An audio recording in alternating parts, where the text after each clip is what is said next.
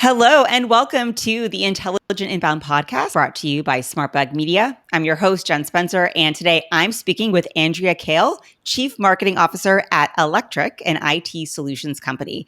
Now, in her role as a marketing leader, Andrea is and has been responsible for go-to-market execution and growth, and she has over 2 decades of experience. So she's seen the world of digital marketing evolve quite a bit. I'm so excited to have you on the show. Welcome, Andrea. Thanks, Jen. Thanks for having me.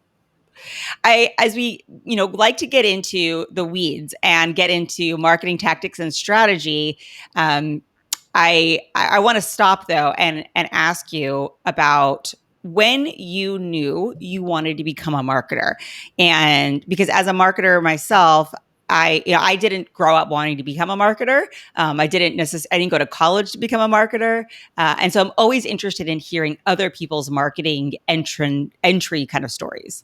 Yeah, sure. So I went to University of Michigan to play soccer and had graduated there with a communications degree, but I cared less about the communications degree, more about the sport. And so I joined a sports marketing agency when I got out, but it was this like awesome like road rules experience. I was on the BMW account. We drove BMWs like all over the country setting up events, and I was like just out of college. So it was just such an awesome time to like be alive. I saw like every state, every bar. I think while sports and like sports marketing was really my in. I think I was able to see kind of the power of what experiential marketing did on like people's buying behavior, and I was like, "This is pretty cool." So I just sort of stuck with it. That's awesome. I mean, yeah, it's what got you in, and then what made you stay. Yeah. So, do you, without going too kind of into the weeds here, I'm curious about how that impact of experiential marketing, how that's impacted your approach to digital, and how you use it Yeah. in your role now. Yeah. I grew up in events and experiential where like, actually meeting someone face to face was, you know, sort of like the spark in the purchase. Hmm. And obviously like moving to digital because that's where it's cheaper to make connections. And then, you're able to foster it more easily. You don't need like massive field teams to kind of do that. And Yeah. COVID was even more of a reason why, sort of like the experiential went away. I think what we did was we, especially at Electric, we did try to bridge the gap though. We did a lot of spending on digital, but we also did a lot of direct mail sending to try to like keep the spirit of like physical alive. So I think the combination of both is just really powerful.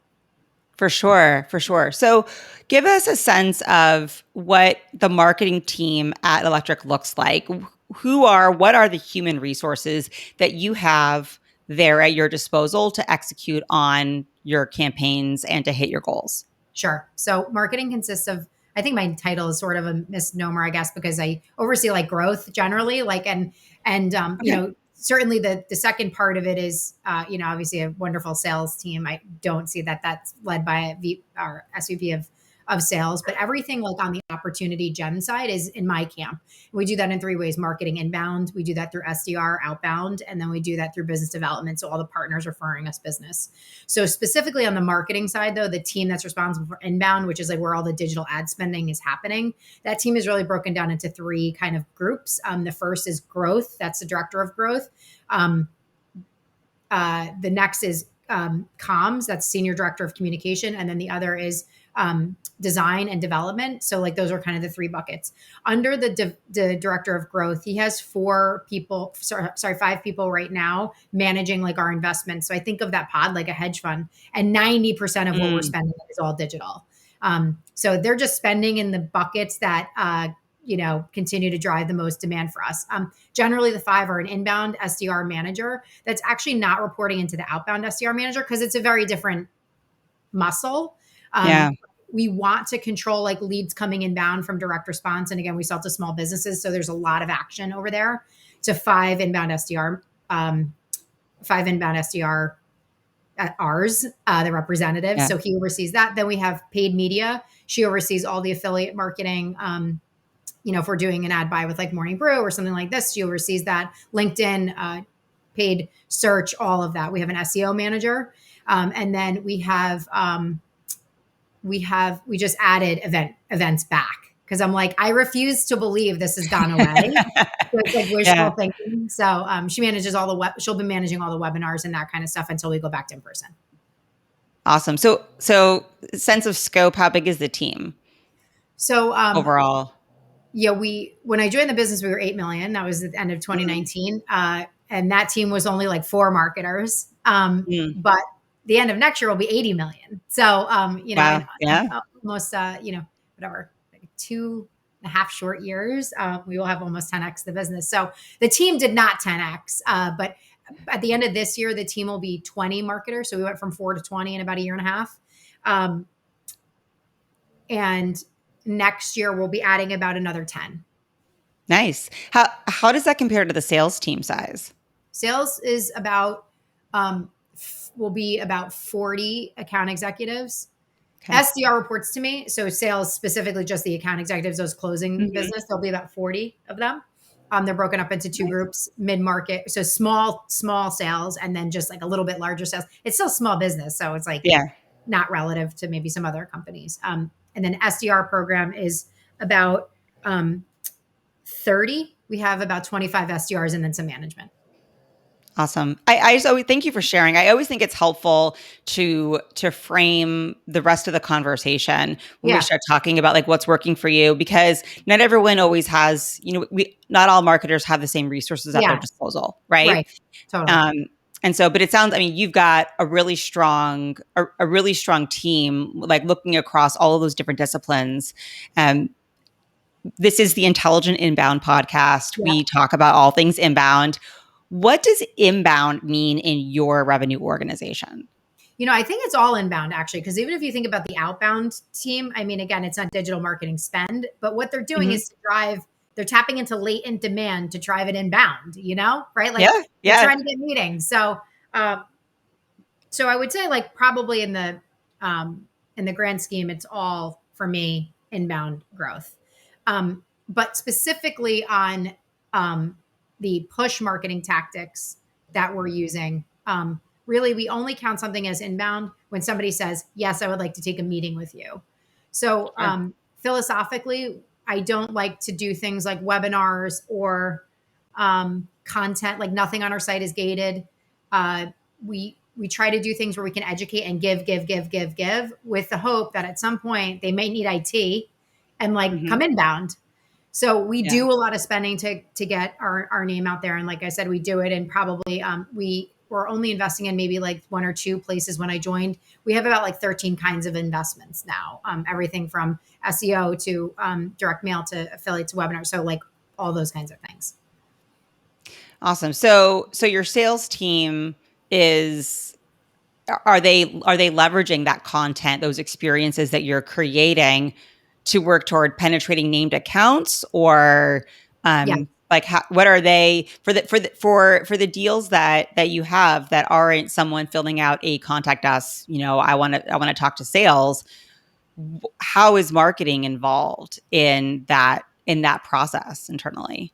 Yeah, so we do a lot of so we do content in 2 ways, which is like education, and then there's SEO content, which Mm. we Mm. believe to be meaningful, but mostly written so that we're ranking when somebody's searching for some of the things we need. But the actual true content we're doing, whether it's an ROI calculator, we have interactive tools, or PDFs, or case studies, or those kinds of things, it all gets packaged and by the product marketing team and sent over to Enablement to train the sales teams on. Or like when we're running events, we give them that content and say like, invite your prospects here. So we believe them to just be touch points along the way. But ultimately the goal is for the SDR to get the meeting. So what I say about content or brand, which is like where that group is the one producing the content, is it makes demand more efficient. So Mm. we produce it, and it's about 25% of the marketing budget is spent on brand and customer, but we don't measure it to drive demand. We hope it Sure. makes the investments we're making more efficient. You mentioned an enablement team, Mm-hmm. and so is that part of another organization, or is Yes. that part of your organization? No. Right now, it started under sales as sales enablement, but it's actually quickly growing to CS enablement. Soon it'll be Yeah. more enablement. It's going to be a big thing. So where that lives ultimately, I'm not sure. I I know the head of enablement loves the head of sales, so maybe it stays there forever. But just like revenue operations, it's a service organization that really should be looking holistically across everything from the time a prospect talks to us to the time that they become a customer. So like if we want to make the experience like kind of more thoughtful and seamless, all of it lives in one place. And same thing with Yeah. revenue operations. That is Yeah. lives under the COO or sorry, the CFO as a separate organization in service of our teams. Very cool. Um, what would you say has been your team's most successful inbound marketing effort? Whether it's like a overarching kind of tactic, a campaign, something that you're doing or that you've done that you're like that was worth its weight in gold for us. We love the morning brew because that's where some of our ICP lives and reads. So I would say Mm-hmm. first is finding the affiliate that has already endeared themselves to your buyer. Mm. Who there's already people who have your ICP like that love Yep. them. So I would say like I love affiliate marketing. I love like using partners to kind of like get access to the ICP. Mm-hmm. The second thing is the offer. We make big offers to people to engage with us. Like we gave an Apple Air. We were just giving the Apple watches away just to have meetings with us. And again, it's more philosophically around this like give Mm. mentality that I think is important because we're taking someone's time. So like in exchange for that, outside of like our product being obviously helpful to them, it's Right. like it's still your time and we're really trying to cut through the noise. It's all very like uh dense with marketers and sales trying to like, get access to buyers. So I like the approach of just, this thanks so much for just taking your time. Like here's this thing, also hear about what we have to offer. You know, Mm-hmm. I don't want to like shirk our responsibility for bookings because that's how we're measured. But ultimately, we need to be delivering meetings to the sales organization. That's what I've committed to. That's like our responsibility. How we do that, right, is a collection of things. One of them, though, that is sort of predictable is like we know if we give stuff away, people will meet with us. Well, and that's I think the key there is understanding your buyer, right? Yeah. You started with saying, okay, who I have my ICP, I know enough about them to know what they find to be important. Mm-hmm. And I feel like that's for me as a marketer, that's always been my little like not secret weapon was really understand the psychology of this Yeah. buyer and if you understand them and you think, okay, how do I connect with them on something that matters to them. And the stronger I find, like the stronger the personality of that buyer, the easier it is Yeah. to like figure out these ways to connect. Get Because things done. if you tried that approach of giving away the iWatch, right? If you tried that approach with a different kind of a buyer, they might be put off by that, right? But Totally. your buyer, they're into it, right? They're here for it. Totally. Yeah, we do a lot of testing around it, So, but this is the one that keeps coming up, which Yeah. is the give. They don't have time. Actually, the reason they're buying us is because they don't have time. So we want to honor that. So, and that's one of the best ways we know how. We also like offer options for them to like donate the thing or not take a gift, Right. but like for how do we honor their time? And that's been one of them. Very cool. Well, Yeah. I wanted to ask you about experimentation, and you mentioned like, hey, you experiment, and that's how you come across these things. Love to hear about the latest marketing experiment that you've run and what you were hoping to accomplish and how it went. Like, was it successful? Did it not work out quite as well? Anything you're willing to share, I think would be Yeah. cool to hear. I have to give credit to our head of paid media for this, but she runs really like smart, but like we always come to the conclusion that we whether it's good or bad, she runs a test so that we like get answers. The worst thing you just run the Mm-hmm. test and then be like unclear about what the results are like and that's kind of hard with marketing because it's an art, but I think the art is in picking the kinds of tests we did. So like Twitter, for example, we just tried out on Twitter. That one's still running. We just but for example, We just wanted to know like how it's performing generally against the Mm-hmm. other same ads in other channels. So that's an easy experiment. Um, the last one we ran the experiment on was just podcasts, right? Like, so they're not very complicated. It's really just like, channel performance. But I would say she gives it Mm-hmm. enough budget. She gives it enough time. Um, she structures them in a way that I meant like we're not unclear about the Mm-hmm. results. Was it an anomaly or seasonality? She kind of controls for that stuff. Um, so I would just say like you constantly want to keep putting money in other places to see if it's going to work, but just be very good at kind of knowing when it's over. That's a really good point, and I find that with experiments, I when I talk to my friends in the industry, one of their biggest struggles is they're not given enough time to run the Yeah, experiment because there's a sales team or an executive team or a board who gets really anxious, right? And they want to be able to move faster. yeah, How does your team, how do you and your team, how do you manage that? How do you manage that sort of up and across to make sure that you do have the right amount of time and resources to dedicate toward an experiment so you don't throw yeah. something out before you had a chance to really see if it's working? Well, I would just start first by like, level setting, like right off the bat. Like, this is bullshit. Like, this is not how marketing works. Like, I don't give a shit you want it to run faster. I don't Right. care. I don't like there's and some of that is my personality type. Very adamant about, I mean, I've been doing this 20 years, so maybe I have more like maybe they like believe me more because I'm just like, look, I'm telling you, I can Yeah. do this, but it's not going to be right. Do you want me to do it or not? But this is the way we have to structure it. But most of the experiments we're running are not board level like they're not. My CEO doesn't give a shit. He cares ultimately that I'm delivering on the number at the end of Hmm. each booking quarter, right? The bookings at the end of each quarter. So what I would just say is you have to put 80% of your budget in things that are knowable and then separate 20% of it out to do the tests. So it's not even a discussion point with anybody who gives a shit. Hmm. Like, or who would have any type of, I don't know, input on how fast it should be going or whatever. You kind of run them in the background. And then you Hmm. say, we ran this test in the background. It's been on for a month and a half. It produced XYZ. So we're going to put more money there. Okay. It's Yeah. more like you're Yeah. telling them after the fact than like beforehand. Right. And word to the wise, don't put all your eggs in one basket in Right. one experiment, right? Yeah. Um, 80% should be knowable. And that's really that's the job. 80% of your yeah. budget should be knowable. The other is the art. And like, let's just try these things because I guess my buyer is here. Or I guess is gonna work. We've ran a million tests that have not worked. Yeah. And we had to be good with it. But ultimately the other 80% performed. So we were, we netted where we needed to be. Perfect.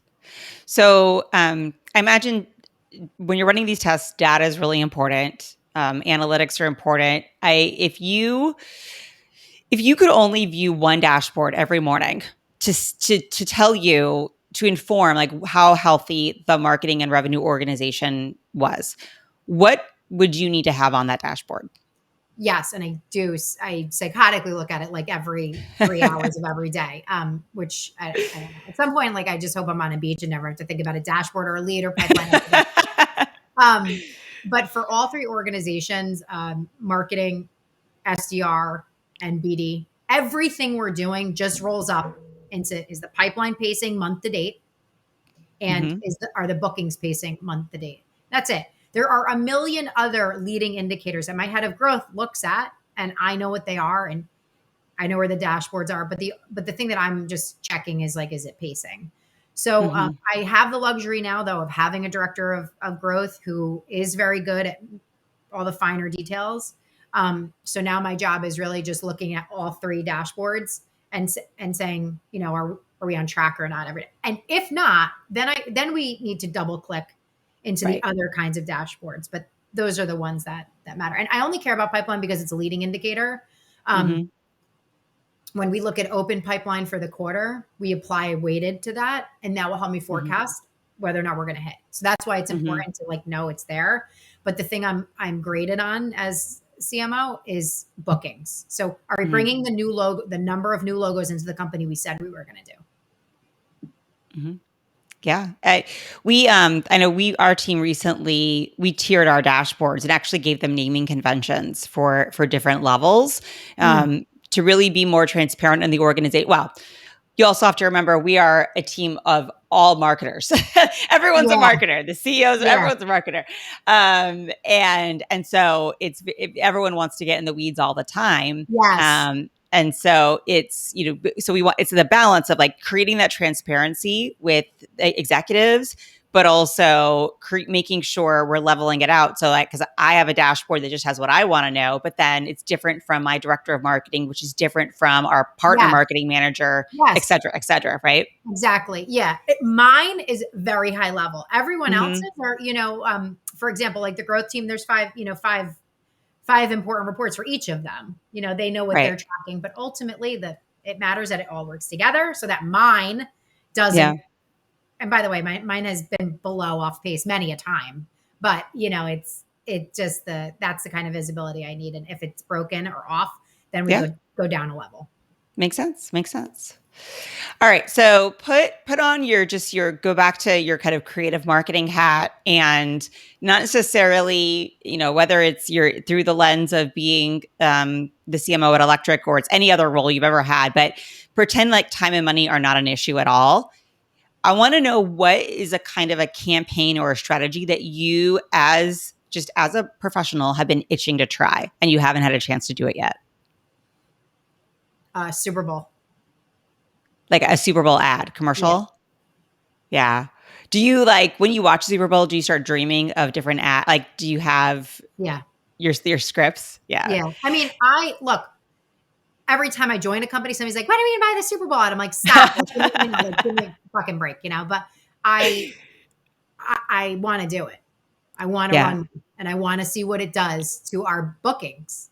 Yeah. Is Yeah. that like so cliche to run a Super Bowl ad? I don't know, but that's what I want to No. do.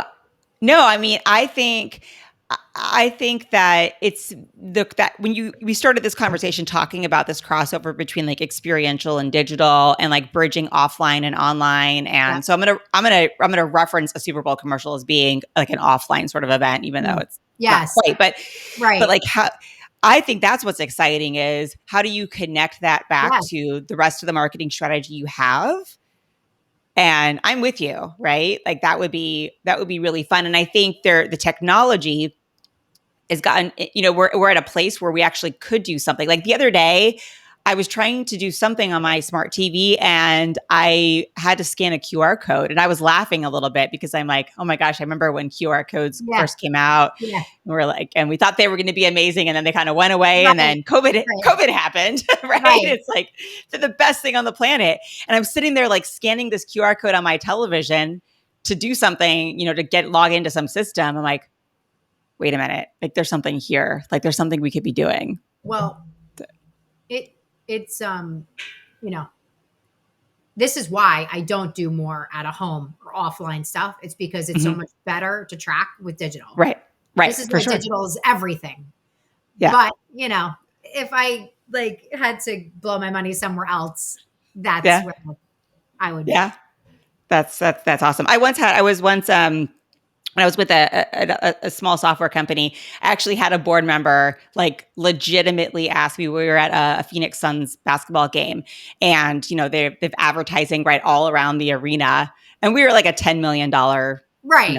software company, right? And he points to it and he said, and he's like, so when are we gonna? He's like, we should Yeah. do that. Like, we should do advertising in the arena. Right. And I thought he was joking, and so I said, yeah, I'm gonna do that right after our Super Bowl commercial.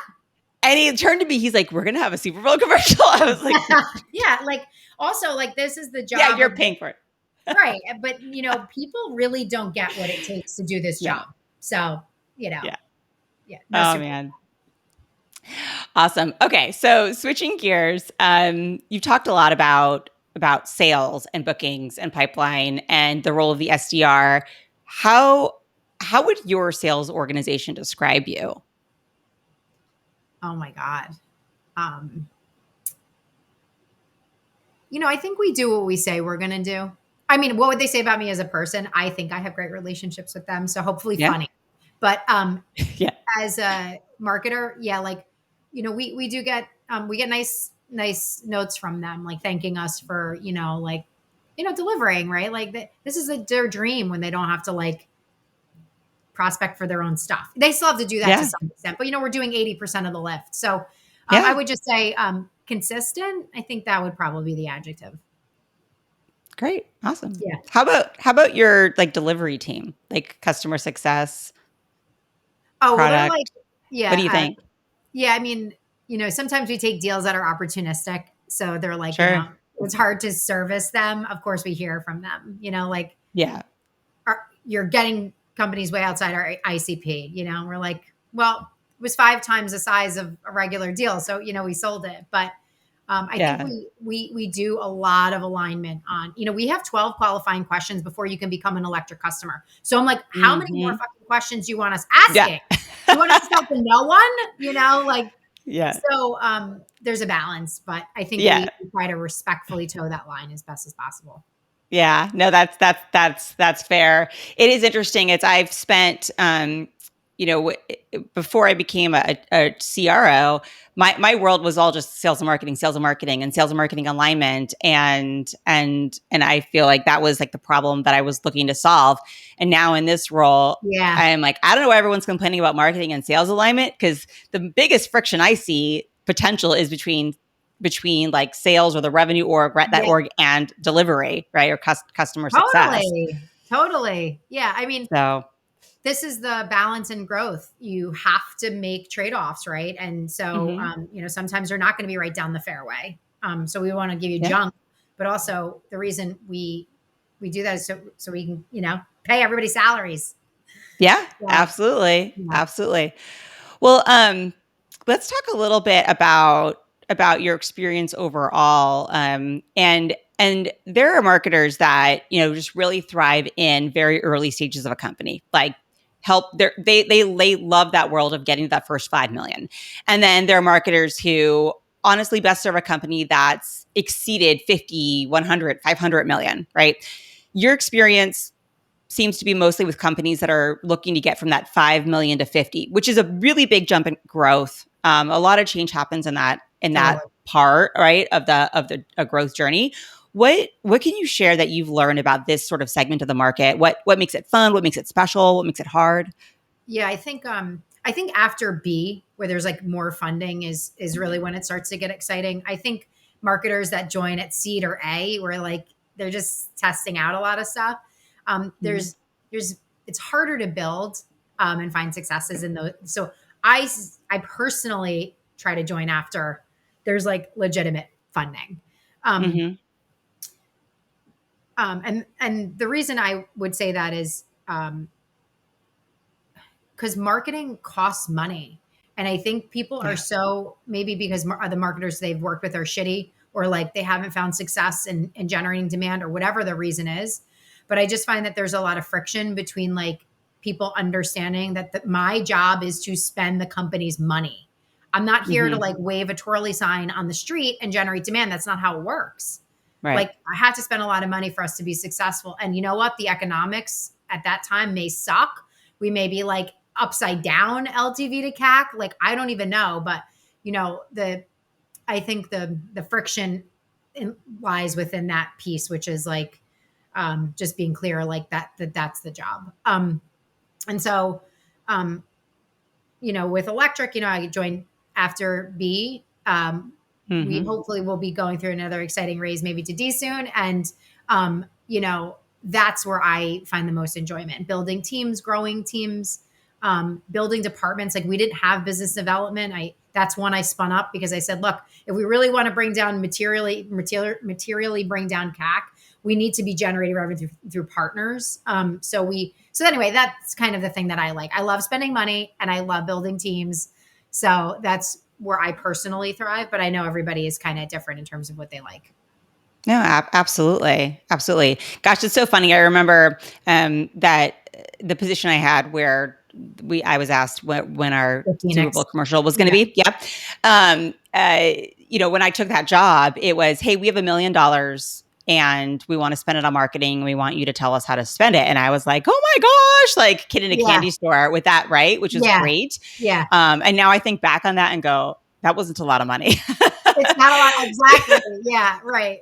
No, I mean, like, and look, some people thrive under those constraints. Yeah. I'm like, listen, it just has to match with the goals, right? Right. Maybe 1 million was a lot if you only needed to book one deal with it, but like, Right. there's the reality of how hard this job is. And it's, like I said, often the first one to get the finger pointed at it for not delivering, but never sort of like, well funded, I think, from the start, which is why the finger gets pointed there. But Yeah. No, you're absolutely right. I couldn't agree more. Um, I have one more question for you before we sure. let you go. You are the first CMO that we've had on the show, hopefully not the last. But for those who are interested in pursuing that C-suite, pursuing that CMO title, um, would love to know what guidance that you would give. Someone who's maybe in a demand gen market, either a demand gen marketer, digital marketer, director, VP, ready Sure. for that next jump. Yeah, I mean, I think knowing early and often about what kinds of roles you're like good at help you take on more responsibility, and that's kind of the thing that helped accelerate growth. I had, maybe one job in events, then some customer marketing, then some like a little bit of demand gen, but the better I did at performing in those, the more span of control they gave me, which allowed me to get to my first head of growth role, and then really delivering there and performing in that role for many months got me my first VP of marketing job where I had the whole thing. So I would just say, like, as a person coming up in the game, just get really good at one thing, do that really well, and then expand and do that really well. I think what people really love is, you're predictably getting to do the thing you said you're going to do. Um, so that's the personal guidance. The other thing is that, the job at sea is just more than growth. I think I was saying this to you earlier, Jen, like, some things I think that are often overlooked are just what it takes to be actually an executive at the company. My job isn't just growth. I mean, Yeah. while that's what I was hired to do, there are other things, right? Like business metrics, not team metrics. Like I need to know what the NDR is, the GDR is, our LTV to get, all the KPIs that make us a good business, not just like how many leads are we getting. That's very functional Mm-hmm. focused. It's more, business focused. I would say there are other things too, like culture is a very important thing for you. You have to like participate in building it. Like if you're female, you have to participate in making this a great place for women to work, or, your DEI efforts, like those kinds of things, making the company good. And then just like a few other things around, uh, you know, um, like looking forward. For example, if I had just thought discreetly about how we were going to get to $20 million between when I joined at 8, that would have been a big problem because you have to lay the foundation the year before really for how you get to 40 million, which is the year we're currently in. So I would say some of those Mm-hmm. things become really important as you like think about being an executive, that it's not just kind of like you and your team in this job. It's like way larger. And I think Mm-hmm. I had kind of caught on to that a little bit later in my career. But I think, just keeping that in mind, that the job is just, it's bigger than that. And so just having that Mm-hmm. peripheral vision is important. It definitely is, and it's so important, and I think not discussed enough. And so I'm so glad Yeah. that we're talking about it now, because I know we're both very active members of Pavilion, formerly Revenue Collective, Yeah. and I lead one of the rising executive cohorts of Awesome. director levels, right, who are looking to move into VP and later C-level roles. And our entire conversation yesterday was about what their experience is like when their heads, right, like the C-levels that run their departments, aren't aligned with the other C-levels in the Yeah. organization, Right. and what kind of friction that creates for them, and how it prevents the whole team, the whole organization from really growing and thriving. And so it was so interesting for me to hear it from their perspective of Right. what they're experiencing, because their leaders aren't aligned. Right. Right. That concept is called first team, right? Like the you as a CRO, um, you know, having a great relationship with every other executive is actually the foundation for trust for the rest of the organization, which is the most important thing for results. So that's exactly the point. I was like, you're, it's not just like you're good at marketing or whatever. It's like Mm-hmm. that That's not what a CMO is. It's like I have to be good for the rest of the business, so Mm-hmm. that marketing can perform. Wonderful. Well, I appreciate this conversation so much. I feel like we could talk Yeah. quite a bit more, but you're a busy lady, so I thank you so much for joining me today. Before I let you go, if anyone listening wants to learn more about you, the work you're doing, where's the best place they should go? LinkedIn, Andrea Kayal, like the lettuce. You see it right here. Perfect. There you go. Wonderful. Well, thank you everyone for listening. Please join us next week for another episode of the Intelligent Inbound podcast, where you'll meet other industry experts who are challenging the status quo for inbound marketing, just like Andrea. And if you learned something today, please pay it forward by rating and reviewing us on your podcast listening platform of choice. Make it a great day, everyone.